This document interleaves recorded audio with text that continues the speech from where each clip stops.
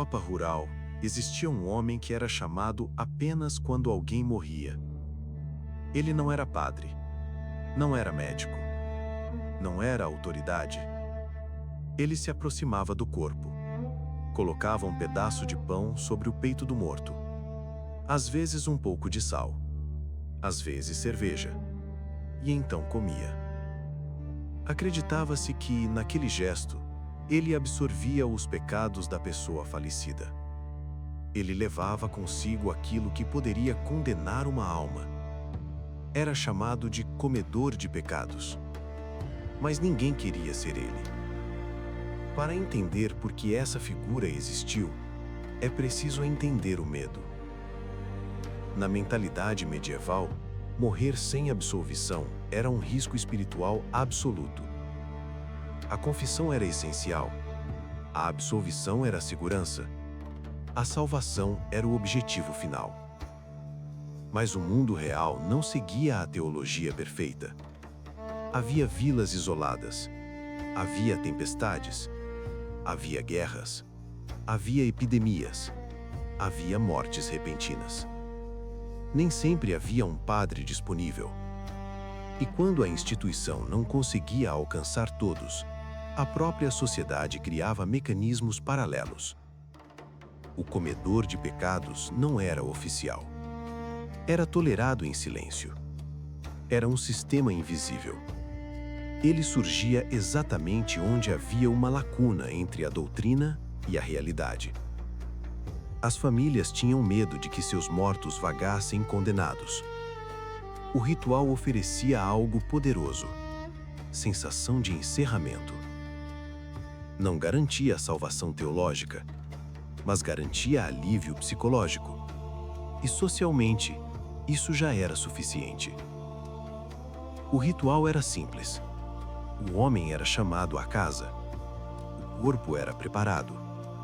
O pão era colocado sobre o cadáver. Ao comer, ele simbolicamente transferia os pecados para si. Em troca, recebia pagamento. Moedas, comida, bebida. Pouco. Sempre pouco. Porque ninguém queria fazer aquele trabalho. Aqui entra o custo monetário.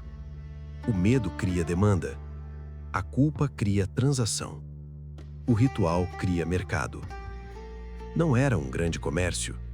Era uma microeconomia funerária rural. Um serviço marginal, pago discretamente. Quanto maior o desespero da família, maior a urgência. E quando há urgência, sempre há alguém disposto a assumir o risco.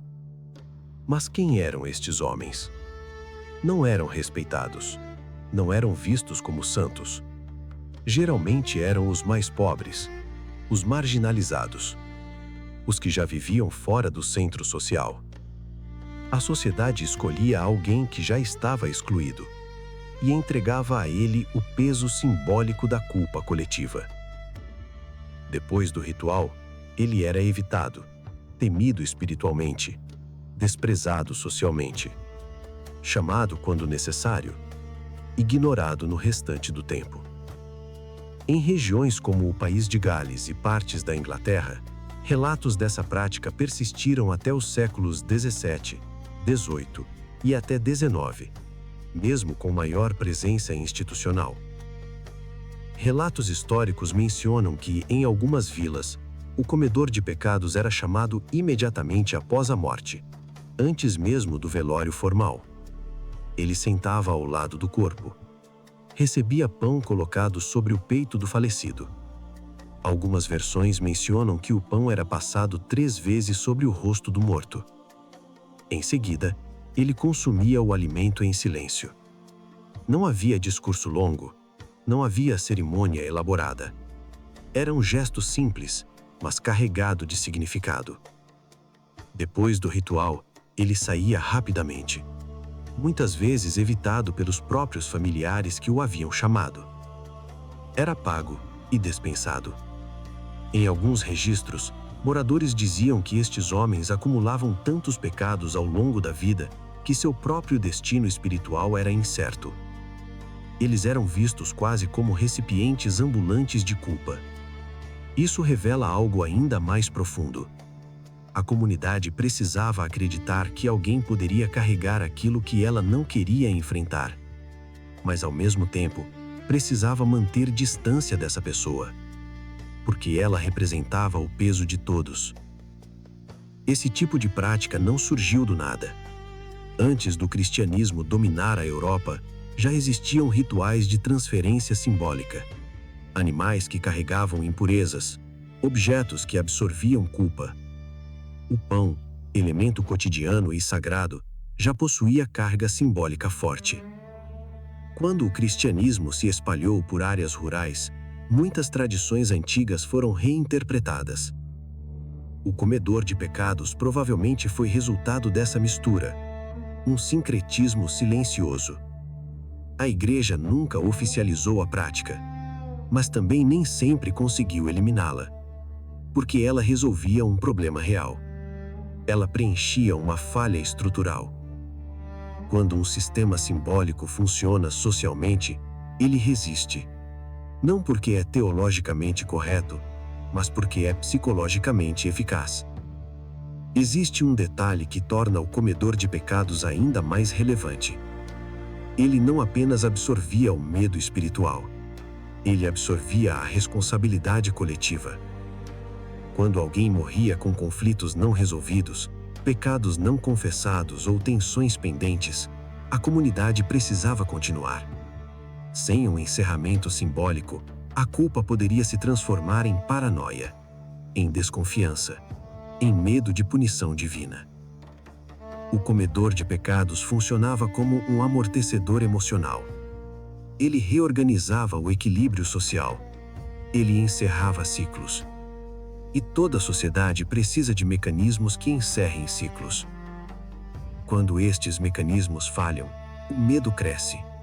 E quando o medo cresce, novos sistemas invisíveis surgem para contê-lo. O comedor de pecados desapareceu como profissão histórica, mas a lógica que o criou não desapareceu.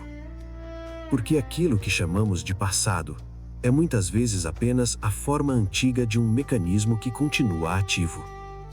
Sociedades continuam criando funções destinadas a absorver tensões coletivas. Continuam escolhendo indivíduos para carregar o peso simbólico do erro. Continuam pagando pouco para que alguém suporte aquilo que todos temem enfrentar. Existe sempre alguém que assume o desgaste emocional. Alguém que recebe a ansiedade coletiva. Alguém que se torna o amortecedor invisível de um sistema maior. No mundo medieval, esse papel era literal. Hoje, ele é mais discreto, mas a lógica permanece. O comedor de pecados não era apenas um homem. Era uma solução criada pelo próprio medo humano.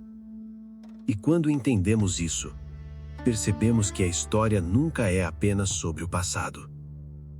Você não está vendo um vídeo. Você está entrando no origem de tudo.